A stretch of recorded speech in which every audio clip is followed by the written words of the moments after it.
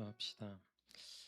하나님께서 창세전부터 우리를 위한 목적과 계획을 가지고 지으시고 나게 하시고 인도하신 그 광대한 역사 속에 우리가 있습니다.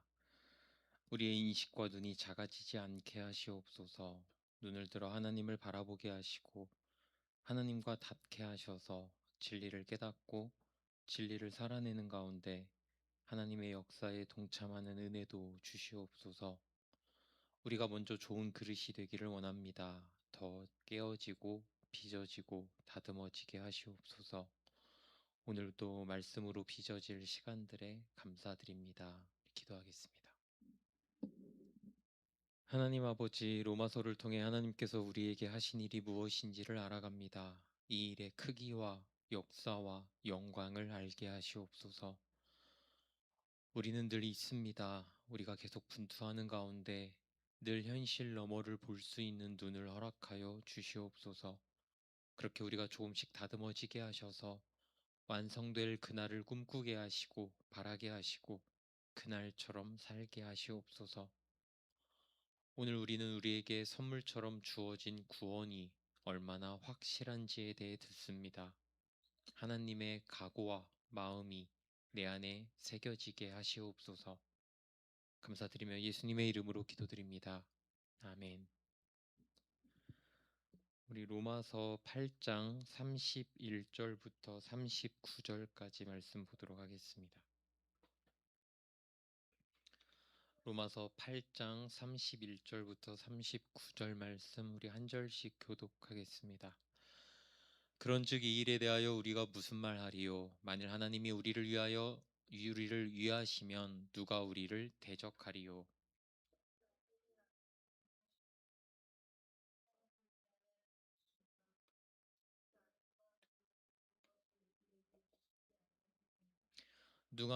누가 능히 하나님께서 택하신 자들을 고발하리요? 의롭다 하신 이는 하나님이시니.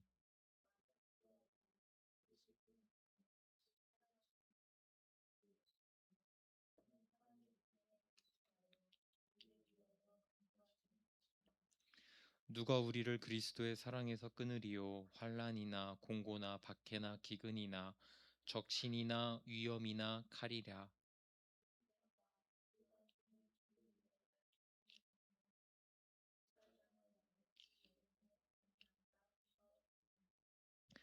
그러나 이 모든 일에 우리를 사랑하시는 이로 말미암아 우리가 넉넉히 이기느니라.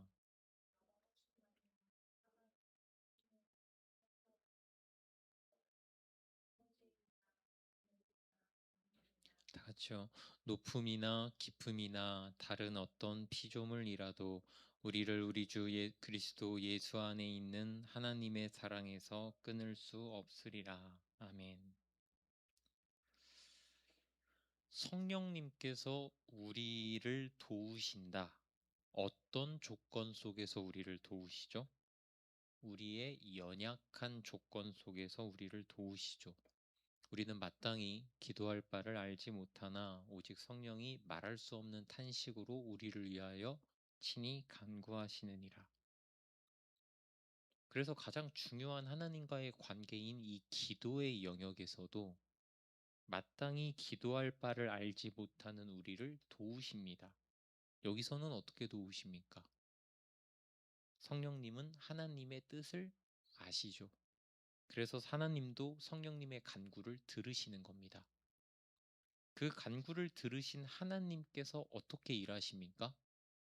모든 것이 합력하여 선을 이루게 하십니다. 이 말이 무슨 말이었습니까? 결국 하나님이 원하는 결론을 만들어내신다는 말이었죠. 여기서 모든 것이 합력하여 선을 이룬다고 할 때 이 선이 무엇이었습니까? 우리가 하나님의 아들들이 되는 것이었습니다. 이 목적을 위해 우리를 미리 아시고 미리 정하시고 부르시고 의롭다 하시고 영화롭게 하신 하나님이십니다. 그러니까 우리를 향한 이 구원의 일은 이미 일어난 일입니다. 그러니까 신자가 어떻게 살아야 합니까? 영화로 가는 과정에서 실패하는 현재의 성화 속에서 좌절하지 않고 우리의 큰 형님이신 예수님을 완전하게 그 예수님의 완전한 거룩을 닮아갈 미래의 영화를 바라보면서 내가 어떤 존재인지를 늘 다시 깨달아야 한다 말씀드렸습니다. 한 주간 여러분은 현실을 바라보셨습니까? 저 너머를 바라보셨습니까? 우리는 눈에 보이는 것에 매이는 존재들이라 자주 눈을 감아야 하고 하늘을 보아야 합니다. 눈을 감는다는 것은 현실이 아닌 다른 것을 생각한다는 것이며, 하늘을 본다는 것은 하늘에 계신 하나님께 기도한다는 말입니다. 이것이 현실의 절망적 요소가 아닌 미래의 영화를 바라보면서 나의 존재와 나의 역할과 나의 사명을 되새기는 방법입니다.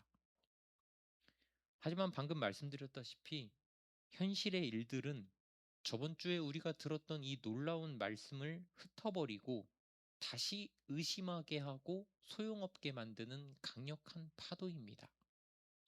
그래서 하나님께서 창세전에 계획하신 자신의 자녀들을 향한 이 영원한 계획도 믿지를 못하는 겁니다. 우리는 확실히 영원에 대한 감각은 있어도 영원한 것은 알지 못하는 존재들입니다.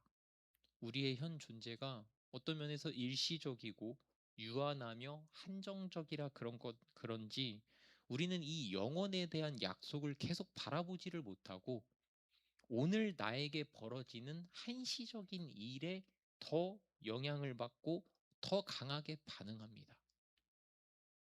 그래서 우리에게 닥쳐오는 이 현실의 질문들이 우리 안에서 자꾸 제기되나 봅니다. 하나님께서 우리를 구원하셨다고 하지만 누가 우리를 대적하여 맞서는 상황에서 우리 어떻게 합니까? 하나님께서 우리를 구원하셨다고 하지만 누가 우리를 고발하면 어떻게 합니까? 하나님께서 우리를 구원하셨다고 하지만 누가 우리를 정죄하면 어떻게 합니까? 하나님께서 우리를 구원하셨다고 하지만 이 하나님의 사랑에서 끊어지면 어떻게 합니까? 이런 것들이 우리가 가지고 있는 원초적인 걱정의 요소이자 불안의 주제입니다. 그래서 오늘 말씀은 이에 대한 답입니다. 그런즉 이 일에 대하여 우리가 무슨 말 하리요? 이 일이 무슨 일입니까? 하나님께서 창세전부터 우리를 구원하신 그 모든 계획과 역사를 말합니다. 이에 대해 우리가 더 이상 할 말이 없다는 겁니다. 만일 하나님이 우리를 위하시면 누가 우리를 대적하리요? 이 표현은 질문의 형식을 가지고 있지만 우리를 대적하는 이가 없다는 말을 하는 겁니다. 그러면 왜 이런 질문이 나오고 우리에게는 왜 이런 걱정이 있을까요?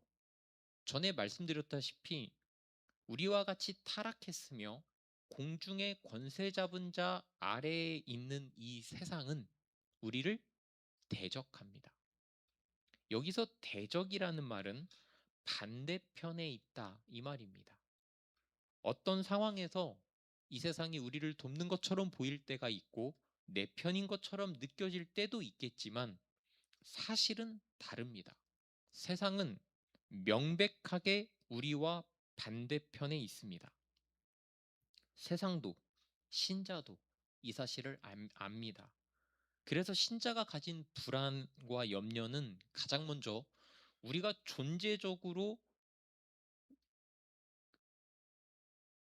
존재하는 이 세상과 우리가 존재적으로 완전히 반대편에 있다는 것을 그 대치하고 있다는 사실을 아는 데서 우리의 불안이 시작됩니다. 이 적대는 단지 대치하는 상황으로 끝나지 않고 매우 실제적인 세상의 반대와 핍박, 이 어떤 실제적인 사건들로 드러납니다. 그러니까 우리가 이 거대한 풍파와 고된 삶의 역경 속에서 우리의 구원의 문제를 의심하게 되는 겁니다. 사실 어쩌면 우리와 대치하고 있는 사탄이 의도하는 바가 이것일 수 있습니다. 구원의 문제를 의심하게 하는 것. 그러니까 현실적인 파도 위에서 믿음이 흔들리지 않는 사람은 없습니다. 그런데 여기서 바울이 뭐라고 말을 하느냐? 하나님이 우리를 위하신다고 합니다. 여기서 이 표현이 재밌습니다. 여러분들 앞에 보시면 대적이 아까 무슨 말이라고 했죠? 우리 반대편에 있다는 말이죠. 여기서 하나님이 우리를 위한다 할 때는 우리 쪽에 서 계신다는 말입니다. 그러니까 이 표현을 의역하자면 누가 하나님과 대적할 수 있느냐 이 말이 되는 것이죠. 누가 구원의 문제를 태초에 계획하시고 정하시고 이끄시는 하나님께 딴지를 걸 수 있겠느냐 이 말이에요. 그런 존재는 없다는 말입니다. 그러니까 신자는 사실 두려워할 것이 없어야 하는데 이전에 말씀드렸듯이 우리는 묶여 있는 사자에게 지레 겁을 먹고 주어진 은혜와 축복인 구원을 의심하며 두려워하며 불안함 가운데 삽니다.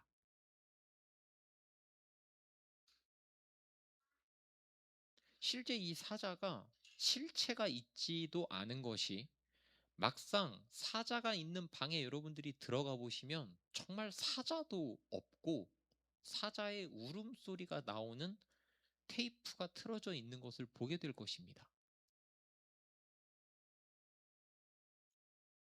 로마서 8장이 하나님이 너희를 위해 태초전부터 너희를 아시고 정하시고 부르시고 의롭게 하시고 영화롭게 하셨다로 끝나지를 않고 저번 시간 말씀으로 끝나지 않고 다시 한번 확인 사살하듯이 구원의 문제를 아무도 건들 수 없다니까 확인하는 이유가 오늘 31절부터 39절까지가 덧붙여지는 이유가 이것 때문입니다. 우리는 건드리지 말아야 할 사실을 건들면서 불안과 염려로 삽니다. 우리가 왜 그럴까요?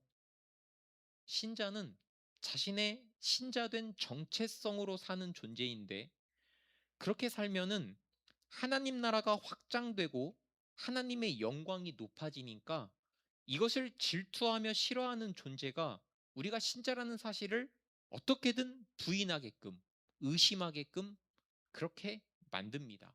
가장 확실한 방법이 너희가 받은 구원이 정말 구원일까? 너가 어제도 그 모양 그 꼴로 살고도 과연 구원받았다고 할 수 있을까? 이런 설교들이 너에게 확신과 기쁨을 가져다 주지만 아무도 모르는 너의 깊은 내면과 그 안방을 보면 과연 하나님이 그것을 보고도 너희의 구원을 취소하지 않을 수 있을까? 흔드는 겁니다. 사탄은 속이는 자입니다. 거짓말하는 자입니다. 그렇다면 하나님이 우리 편에서 우리 반대쪽이 아니라 우리 쪽에 서서 무슨 일을 하셨는가? 자기 아들을 아끼지 아니하시고 우리 모든 사람을 위하여 내주시니가 어찌 그 아들과 함께 모든 것을 우리에게 주시지 아니하겠느냐? 어떤 일을 하셨습니까? 자기 아들을 아끼지 아니하시고 우리를 위하여 내어주셨습니다. 이것은 명백한 사실입니다.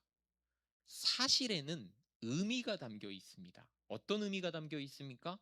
여기에는 하나님이 자신의 아들을 내어주신 이 사건에는, 이 사실에는 하나님의 각오와 다짐이 담겨 있습니다.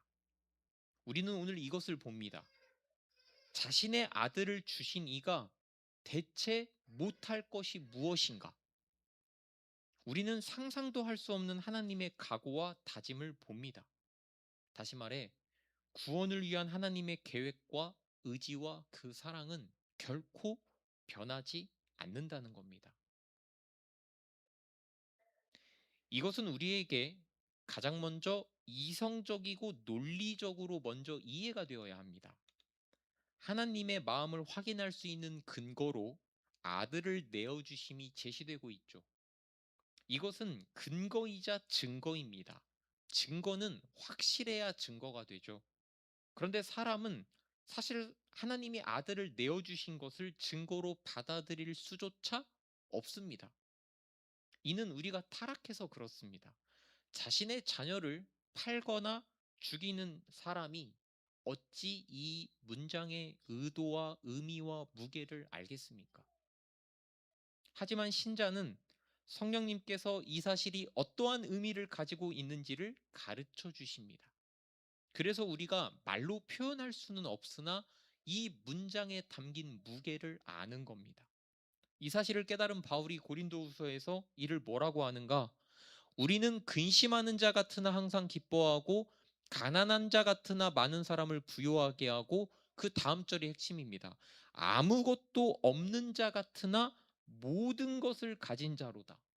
왜 아무것도 없는데 모든 것을 가졌다고 말할까요? 우리를 사랑하는 하나님의 증거인 예수 그리스도의 십자가 사건을 성령님을 통해 깨달았기 때문입니다.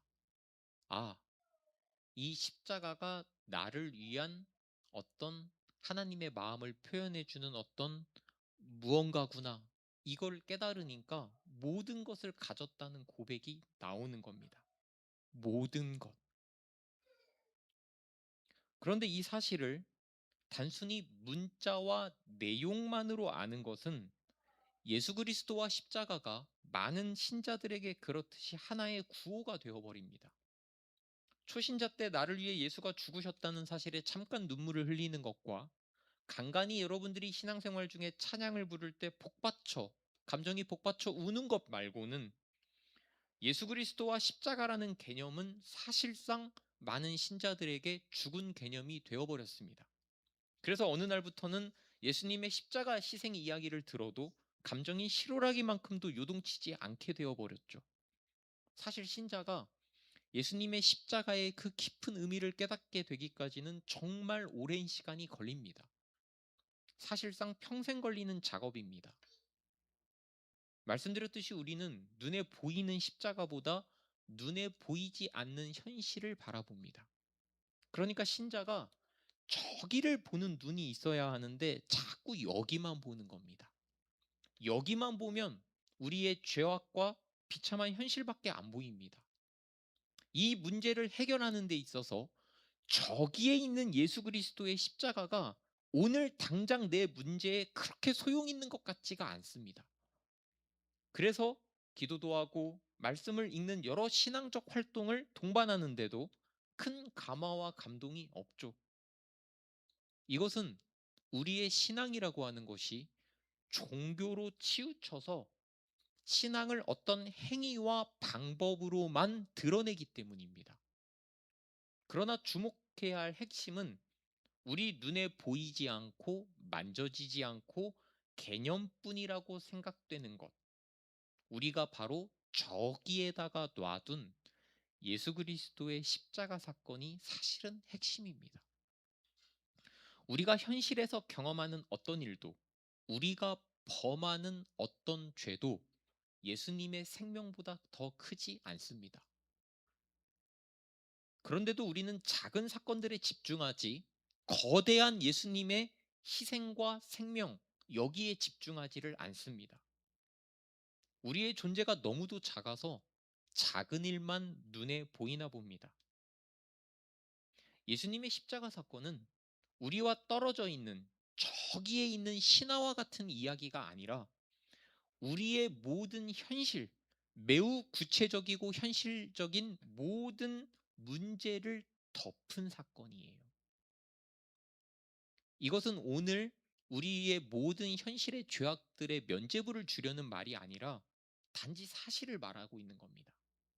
예수님의 십자가 사건은 모든 우리의 문제를 이미 해결했고, 이제 우리에게는 십자가 사건에 따라오는 구원과 축복과 여러 계획들과 사랑, 이런 것들이 더 풍성해지고 풍성하게 깨달아지고 누릴 일만 남은 겁니다. 그러니까 우리가 현실에서 눈을 돌려서 저기를 바라보는 것이 핵심인데 우리가 자꾸 여기만을 본단 말입니다. 그래서 주일은 특별히 저기를 보려고 마음먹은 날입니다. 그래서 주일에 여러분들이 마음이 부풀고 소망이 생기고 영혼이 살아나는 것 같고 벅찬 기쁨에 젖지만, 다시 교회 문 밖에서 여러분들이 보는 것은 나의 현실과 나의 위치와 나의 통장 잔고와 세상을 보기에, 눈에 보이는 것들을 보기에 다시 마음이 불안해지고 초조해지고 어려워지는 겁니다. 우리의 인생은 젊을 때는 어떻게든 세상을 쥐어보려고, 세상을 가져보려고, 세상과 타협해보려고 하는 시기입니다. 하지만 곧 알게 됩니다. 말씀드렸듯이 세상은 나와 반대편에 있습니다. 이것을 깨닫는 순간 왜 나의 인생이 이렇게 진행될 수밖에 없었는지를 알게 됩니다. 정말 모든 세상이 나와 반대편에 있습니다. 여기서 우리가 여기 세상에 있는 나의 모습을 보면 한탄과 좌절과 절망밖에 느껴지는 것이 없습니다. 하지만 세상이 나의 반대편에 있다는 것은 내가 세상과 반대편에 있는 신자라는 말이 되죠. 그래서 신자는 곧 내 옆에 있는 하나님을 발견하는 자입니다. 등잔 밑이 어둡다는 말이 있죠. 신자는 나와 반대편에 있는 세상을 바라보면서 절망을 느끼다가 뒤늦게서야 뭐를 발견합니까? 내 옆에 계신 하나님을 발견합니다. 우리가 어렸을 때 공놀이를 하든 무슨 내기를 하든 편을 가르면 대표자가 나와서 가위바위보를 해서 한 사람씩 데려가죠. 소위 말하는 에이스를 데려가면 이겼다고 생각합니다. 신자는 어마어마한 에이스를 내 편에 둔 존재입니다. 물론 어렸을 때 경험을 생각해 보면 꼭 에이스를 데려간 팀이 져요. 왜 집니까? 이겼다고 생각해서 방심하기 때문인 것 같습니다. 마찬가지로 하나님이 우리 편이라고 해서 우리의 모든 책임과 의무가 사라지는 것은 아닙니다. 위대한 에이스가 내 편이니 좌절하지 말고 절망하지 말고 신자는 자신에게 주어진 일을 성실하고 정직하고 꾸준하게 하면 됩니다. 이어지는 33절과 34절은 같이 봐야 되는데요. 누가 등이 하나님께서 택하신 자들을 고발하리요? 두 번째 우리의 불안하게 하는 질문이 나오죠. 사람이 이 불안한 이유가 단지 세상이 대적, 반대편에 있기 때문만은 아닙니다. 우리의 양심을, 그러니까 세상이 이제 어떤 외부적 조건이라면 우리의 내면의 양심을 끊임없이 자극하고 비방하며 정죄하는 사탄의 세력이 있습니다. 그래서 사탄을 다른 한편으로는 비방자, 참소하는 자라고 부르죠. 참소는 일반적으로 여러분들이 알고 계시듯이 그 고소한다는 의미가 아니라 모함한다는 의미입니다. 모함. 잘못이 없는데 죄가 있는 것처럼 만들어서 해하려는 목적을 가진 것을 모함이라고 하죠. 그렇다면 타락한 사람인데 왜 죄가 없는가? 뒤에를 보십시다. 의롭다 하신 이는 하나님이시니 하나님께서 의롭다 하셨기 때문입니다. 여기서 의롭다는 말은 여러분들 여러 번 들으셨듯이 법적으로 죄가 없음으로 결론 났다는 말입니다. 그런데도 왜 여전히 사탄은 우리 마음을 자극하고 비방하며 정죄하고 왜 우리는 그러한 사탄의 활동에 불안해하면서 우리의 구원의 문제를 다시 들추어 보는 것일까요? 이것은 잘 들어보십시오. 우리가 시간 안에 살고 있기 때문입니다. 하나님께서는 시간도 창조하셨기에 시간 밖에 계십니다. 시간 밖에 계시다는 말은 하나님이 모든 시간에 계시다는 말이고 그래서 모든 것을 아신다는 말입니다. 여기서 아신다는 말이 자유의지를 가진 존재들의 선택까지도 아신다는 말이지 그들의 자유의지를 포함해서 모든 것을 자신이 결정한다는 말은 아닙니다. 교리 때 여러 번 배우셨죠. 우리는 안다는 말과 결정한다는 말을 동의어로 이해합니다만 그래서 신적 존재가 알았다는 것을 그가 결정했다.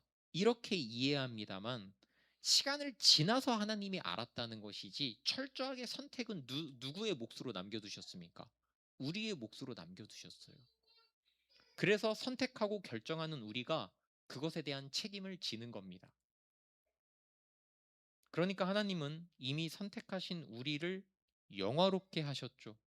영화는 예수님의 성품과 그 인격과 거룩을 영원히 담는 일로서 아직 우리에게 일어난 일은 아니지만 이미 일어난 일로 여겨주셨고 하나님은 여기까지 우리를 이끌어가는 것에 실패하지 않겠다 하셨습니다.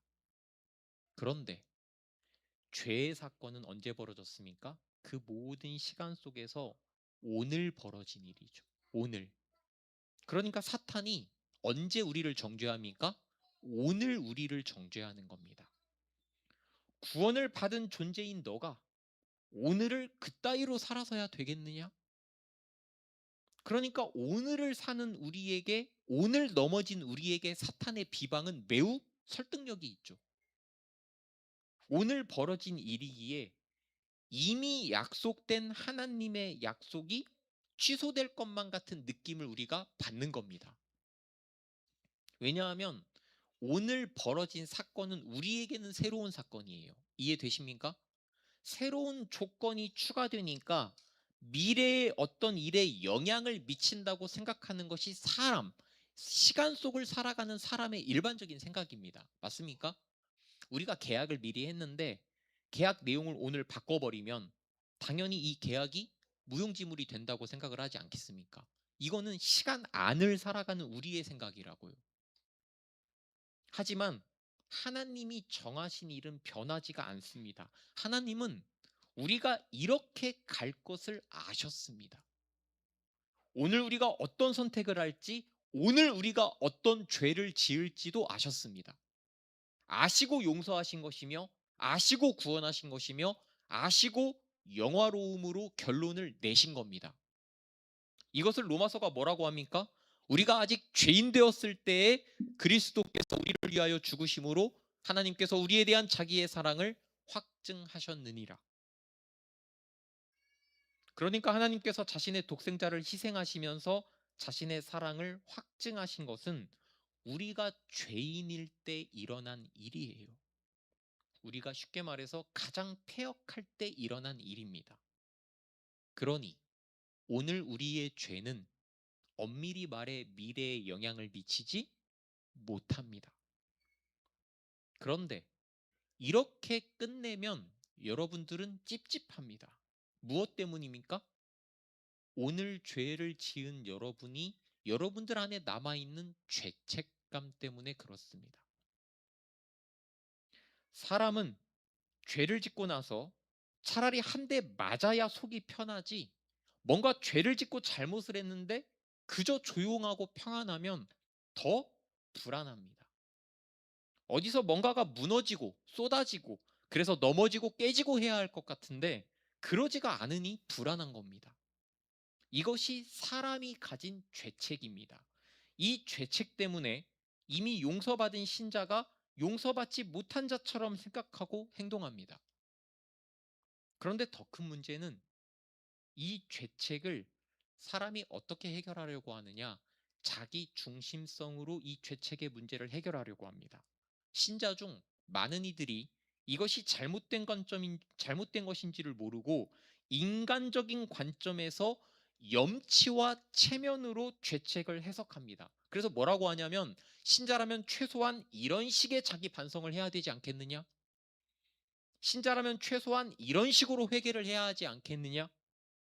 이런 말들은 틀린 말이 아닌 것처럼 보이지만 사실 굉장히 교만한 상태이며 복음에 대해 무지한 상태이며 믿음이 아닌 의심의 상태입니다. 불안해서 발버둥 치는 거예요. 어떻게든 죄의 문제를 갚아보려고 발버둥 치는 겁니다. 그러니까 내가 어느 정도는 죄의 문제에 대해 입장을 취할 수 있다고 생각을 하는 겁니다.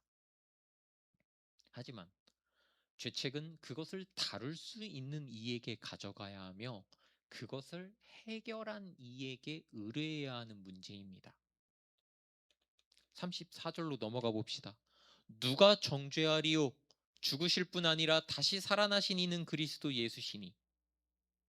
죄가 남아 있어야 정죄, 즉 죄가 있다고 판단하는데 우리의 죄로 인하여 죽고 살아나신 이 때문에 우리에게 남은 죄가 없어요. 그러니까 남은 죄, 정죄함이 없으니 33절로 돌아가서 우리를 고발할 근거도 없는 겁니다.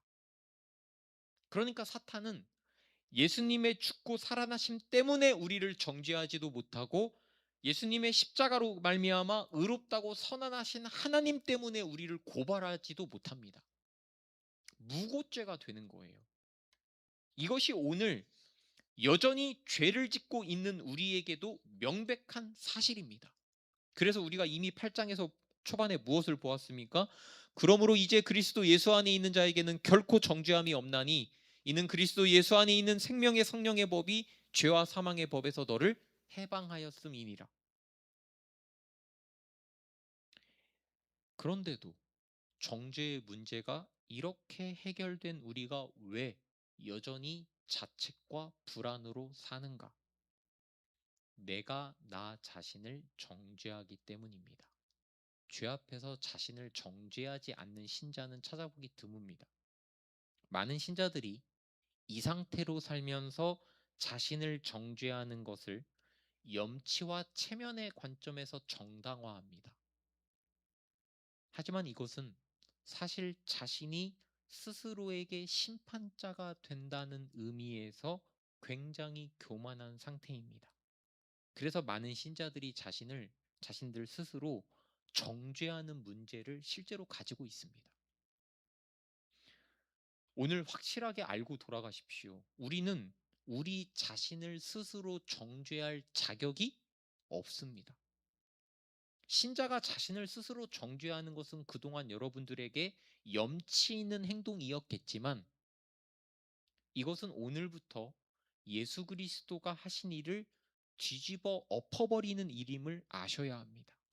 오늘부터 당장 끊어야 할 아주 심각하고 잘못된 행동인 겁니다. 34절 뒤에 뭐라고 붙습니까?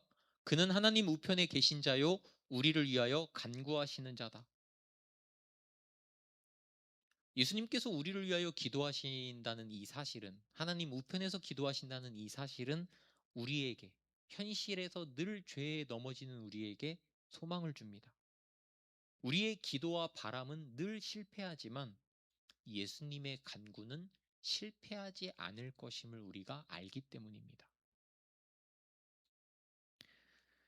그러므로 자기를 힘입어 하나님께 나아가는 자들을 온전히 구원하실 수 있으니 이는 그가 항상 살아계셔서 그들을 위하여 간구하심이라.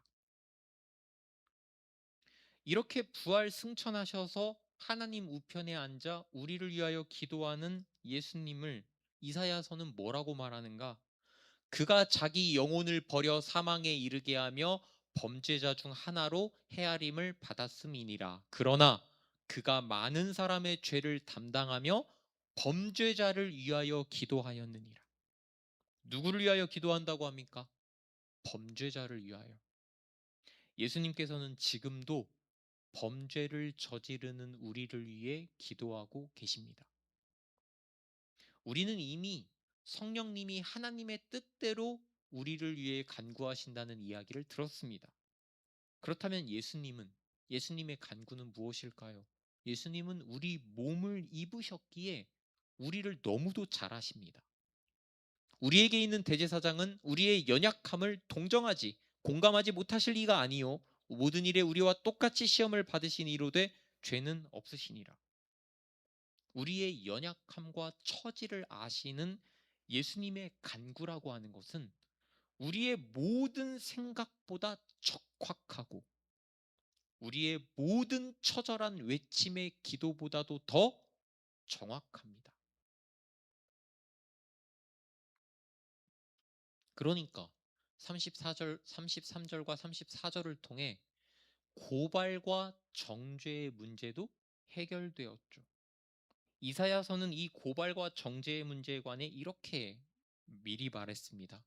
나를 의롭다 하시는 이가 가까이 계시니 나와 다툴 자가 누구냐? 이 다툰다는 말이 법정에서 고발하고 서로 마주한다는 겁니다. 나와 함께 설지어다 나의 대적이 누구냐? 내게 가까이 나올지어다. 왜요? 내 편에 계신 이로 말미암아 가까이 대적이 나와도 이길 수 있으니까요. 그 밑에를 봅시다. 보라, 주 여호와께서 나를 도우시리니 나를 정죄할 자 누구냐? 어떻게 도우셨습니까? 예수님의 십자가 일로 하여금 나의 정죄의 문제를 해결하심으로 도우셨어요. 그러니까 나를 정죄할 자 누구냐? 나를 정죄할 자가 없다는 겁니다. 우리는 이미 의롭게 되어 정죄함의 문제가 해결된 존재들인데, 우리가 이미 끝난 문제에 매여 구원의 풍성함을 맛보지 못할 뿐만 아니라 자책하면서 하나님의 용서를 누리지도 못하고 있고, 죄책으로 인하여 회복과 완성으로 나아가지도 못하는 이 상태에 대해 우리는 무한하게 부끄러워해야 합니다. 그것은 우리의 존재에 맞는 삶의 모습이 아니지 않습니까? 그러니 누가 우리를 그리스도의 사랑에서 끊을 수 있겠습니까? 이 표현 역시도 아무도 끊을 수 없고 끊어질 수 없다는 말입니다. 뒤에 나오는 목록들은 우리가 하나님의 사랑을 받고 있지 않다고 생각하게 하는 현실의 사건들입니다. 하나님의 자녀가 하나님의 사랑을 받고 있다는데 어떻게 하나님께서 환난, 곤고, 박해, 기근, 위험, 적신, 칼을 허락하시냐는 것이죠. 하지만 이미 우리는 로마서 5장에서 우리 인생에 환난이 반드시 있음을 알았고 8장에서 이를 직접적으로 들었습니다. 자녀이면 또한 상속자 곧 하나님의 상속자요 그리스도와 함께한 상속자니 우리가 그와 함께 영광을 받기 위하여 고난도 함께 받아야 할 것이니라. 그렇다면 왜 하나님의 영광은 고난을 통해서만 오는가? 어떤 진리는 들어서 이해되지 않고 경험으로도 이해되지 않고 시간이 많이 지나서 우리 삶에 차곡차곡 오랜 시간 쌓여야 이해되는 것이 있는데, 지금 이 주제 고난도 마찬가지입니다. 고난에 담긴 비밀은 사람이 어느 정도를 살아야 알 수 있습니다. 젊을 때 고난이란 무조건 피해야 할 것, 기껏해야 되도록 피해야 할 것입니다. 그런데 시간이 한참 지나고 나를 돌아보면 나를 키운 것은 8알, 아니 9알이 고난이었다는 것을 우리가 인정하게 됩니다. 전에도 말씀드렸듯이 우리의 존재는 자라기에, 자란다는 것은 성장통을 내포하기에 우리는 고통으로서 자라는 존재다 말씀드렸습니다. 왜 그리 만드셨는지는 하나님만이 아십니다. 그래서 성경이 우리에게 고난을 멈추어 주겠다, 고난을 면제해 주겠다고 약속하지를 않는 겁니다. 그런 약속을 누군가 발견했다고 한다면 거짓말입니다. 하나님께서는 우리 인생에서 고난을 없애주시지 않고 함께 하시고 도우심으로써 고난을 넘어가게 하십니다. 신자의 본능은 압니다. 고난을 넘어가면 고난 너머에 무엇이 있습니까? 영광이 있습니다. 시편 44편 22절 말씀을 인용한 로마서 8장 36절은 고난에 대한 우리의 일반적인 오해를 깨트립니다. 우리는 그동안 고난을 어떻게 생각했습니까? 처벌과 심판의 관점에서 이해했습니다. 물론 고난에 그러한 의도가 있을 수 있습니다만 이 시편 말씀은 이스라엘에게 닥친 고난이 이스라엘의 불순종과 불신으로 비롯된 것이 아님을 보여줍니다. 무슨 말이냐면 고난이 꼭 우리의 잘못 때문에 발생하는 일이 아니다. 그러면 어떻게 됩니까? 고난은 우리 삶에 거의 필수적인 것이다. 이 말이 되는 것이에요. 그러니까 어떤 고난은 정말 원인도 이유도 모른 채 발생하기도 하며, 그렇게 우리가 삶의 1부터 10까지를 다 이해하고 납득하려고 가려고 한다면 큰 어려움에 부딪히게 됩니다. 여러분, 운동선수를 예로 들어 봅시다. 기초 체력을 위해 오랜 시간 기초 체력을 쌓죠.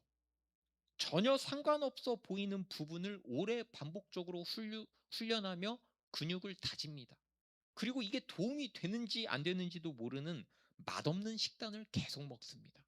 정해진 식단만을 먹습니다. 여러 가혹하고 독한 환경에서 혹독하게 연습합니다.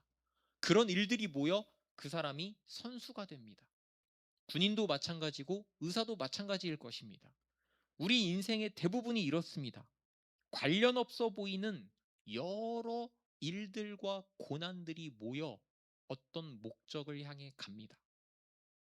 신자의 인생을 디자인하는 하나님이 전능하시며 완전하시다면 두말할 나위가 없죠. 우리 모든 인생의 이벤트들이 모여 우리의 목적을 향해 갈 것입니다. 우리는 하나님의 손 위에, 손 안에 있는 존재들이기 때문입니다. 이것이 바로 합력하여 선을 이룬다는 우리가 이미 본 말씀의 의미이기도 합니다. 그러니까 우리가 많은 부분에서 어떤 고난의 요소들, 고난을 겪으면서 설명되지 않고, 다시 말해서 이해되지 않고 납득되지 않아도 우리는 걸어가야 합니다. 아마 우리가 설명을 들어도 많은 부분을 납득하지 못할 것입니다. 우리는 우리의 이해를 넘어선 큰 것을 보지 못하기 때문입니다. 아마도 저 나라에 가서야 우리는 우리 인생의 거대한 지도를 보면서 이해할 것입니다. 그 완전하고 완벽한 계획에 감탄할 것이고, 오차 없고 실수 없는 인도하심에 경탄할 것입니다. 그 큰 지도, 우리 인생의 지도는 수많은 어려움과 고난으로 채워져 있을 겁니다. 우리가 조각이라면 우리를 작품으로 빚는 신의 손에는 끌과 망치가 들려 있을 수밖에 없고, 우리가 만일 두루마리라면 우리 인생의 작품을 그리시는 신의 손에 의해 우리는 숨막히도록 덧칠해질 것입니다. 그래서 우리는 결국 고백할 것입니다. 내 인생에 허락하신 당신의 수많은 고난은 영광이었다고 말입니다. 우리가 잠시 받는 환난에 경한 것이 지극히 크고 영원한 영광에 중한 것을 우리에게 이루게 한다. 환난은 가볍게 묘사를 하고 영광은 무겁게 묘사합니다. 더 우리에게 은혜가 되는 것은 환난은 잠시라고 하고, 우리가 받는 무거운 영광은 아주 오래 영원하다고 말합니다. 하지만 우리 인생이 고난으로 채워져 있다고 해서 이 고난의 풍파를 대책 없이 온몸으로 다 겪어야 하느냐? 아닙니다. 이 모든 일에 우리를 사랑하시는 이로 말미암아 우리가 넉넉히 이기느니라. 수많은 고난은 우리를 흔들지만 우리는 사랑하시는 분을 통하여 이분 때문에 넉넉히 이깁니다. 이것이 고난에 대응하는 신자의 대책이자 결론입니다. 그래서 지금 바울이 주저하지 않고 단언하는 겁니다. 넉넉히 이긴다. 우리는 이 사실을 믿어야 합니다. 신자가 잘못하고 있는 것 중 하나가 고통에만 집중한다는 것입니다.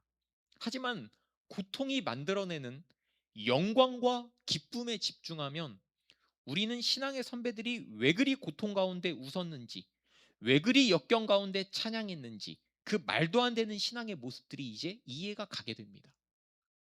이 일은 대단한 신앙을 가진 사람만 경험하는 일이 아닙니다. 무릇 하나님께로 난 자마다 세상을 이기느니라. 세상을 이기는 승리는 이것이니 우리의 믿음이니라. 하나님께 난 자, 믿음을 가진 모든 신자들이 경험할 승리입니다. 세상에 대한 승리이자 고난에 대한 승리입니다. 그래서 바울은 이 사실을 확신할 수밖에 없었습니다. 내가 확신하노니 사망이나 생명이나 천사들이나 권세자들이나 현재일이나 장래일이나 능력이나 높음이나 깊음이나 다른 어떤 피조물이라도 우리를 우리 주 그리스도 예수 안에 있는 하나님의 사랑에서 끊을 수 없다. 바울이 확신한 것이 무엇입니까? 우리가 하나님의 사랑으로 묶어져 있음을, 그 사랑이라는 끈에 예수 그리스도라는 이름이 적혀져 있음을, 그래서 그 끈이 끊어지지 않는다는 사실을 믿을 수밖에 없었다는 말입니다. 여러분, 여기서 중요한 것이 이 어떤이라는 단어입니다. 이 어떤이라는 헬라어 티스가 누구, 무엇 이런 뜻을 다 가지고 있습니다. 그러니까 누구도 무엇도 하나님이 확정한 이 사실을, 우리를 향한 구원을 변하게 할 수 없다. 우리 중에 현실의 문제에 짓눌리는 이가 있을 수 있기에 제가 구체적으로 다시 한번 말합니다. 사망이나 생명은 우리 인생에서 경험할 수 있는 어떤 극적인 일을 말하는 겁니다. 여러분이 앞으로 극적으로 어떤 일을 겪어도 하나님의 사랑에서 끊어지지 않는다는 겁니다. 극단적으로 표현하면 사람을 죽여도 더 큰 일을 벌여도 이 죄들이 넘어가고 이 죄들이 가볍게 되고 이 말이 아닙니다. 정해진 사실이 변하지 않는다는 말이에요. 두 번째로 천사들이나 권세자들, 어떠한 존재, 어떠한 영적 존재라 할지라도 우리의 처지와 우리의 존재를 바꿀 수 없다는 말이에요. 시간과 공간에서 벌어지는 수많은 일들도 어떤 힘, 운명이라 할지라도 우리를 사망에 이르게 하는 죄를 포함하여 어떤 것, 어느 누구도 우리를 향한 하나님의 목적을 방해하거나 하나님의 뜻을 돌이키거나 우리를 결코 하나님의 사랑에서 분리할 수가 없다는 말입니다.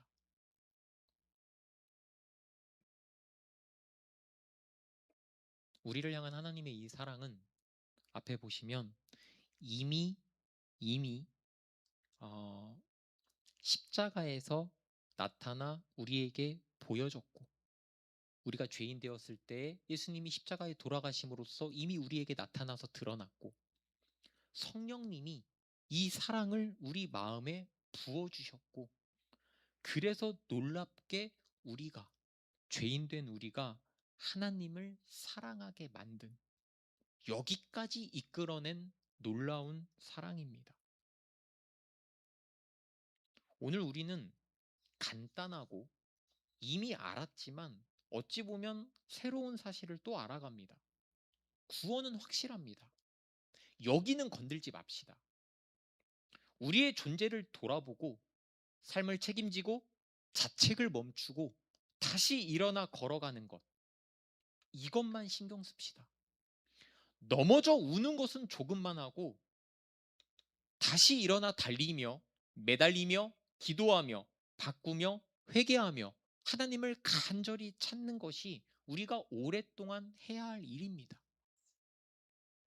우리의 삶이 8할, 아니 9할이 고난이라면 신앙의 8할, 아니 9할은 실패입니다. 실패와 넘어짐이 많기에 우리가 이 사랑과 구원을 풍성하게 누리고 믿고 맛보지 못할 수 있지만, 오늘 말씀을 들은 여러분은 더욱더 뻔뻔하게 일어서서 하나님께 무릎 꿇고 다시 일어나 완성을 향해 달리는, 하나님께서 구원하신 자처럼 사는 하나님의 위대한 백성이자 영광스러운 자녀들이 되기를 바랍니다. 기도하겠습니다. 하나님 아버지, 구원을 가벼이 생각했을 뿐만 아니라 구원조차도 나의 중심성으로 접근했습니다. 구원에는 우리의 역할과 지분이 없음에도 마치 내가 어느 영역은 할 수 있는 것처럼 살았습니다. 이 작은 오류가 우리의 신앙에 큰 오류를 만들어냈습니다. 그래서 우리의 신앙에 어떤 부분이 막혀 있었습니다. 오늘 우리는 다시 한번 구원을 듣고 우리의 사랑받는 존재를 알고 우리의 정체성을 다시 되새깁니다. 영광스럽게 하시옵소서. 자부를 가지게 하시옵소서.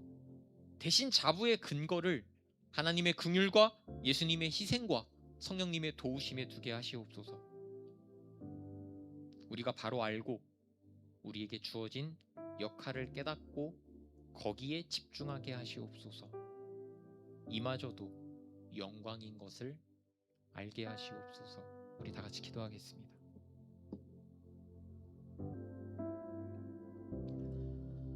하나님 아버지, 하나님의 완전하심과 전능하심과 전지하심, 신되심에 감사드립니다. 하나님께서 이렇게 완전하신 분이 아니었다면 우리는 도무지 구원을 확신할 수 없었을 것입니다. 하나님은 오직 만유의 주이십니다. 홀로 계시며 홀로 영광 받으실 분이며 찬양과 찬미를 받기에 합당하신 분입니다. 하나님의 일은 우리의 일 따위로 방해받거나 좌절되거나 변하지 않음을 압니다. 우리에게 남은 일은 우리의 항복이며 꺾임이며 회개이며 변화임을 압니다. 하루빨리 두 손 들고 나아가 참된 평화와 안식을 맛보게 하시옵소서.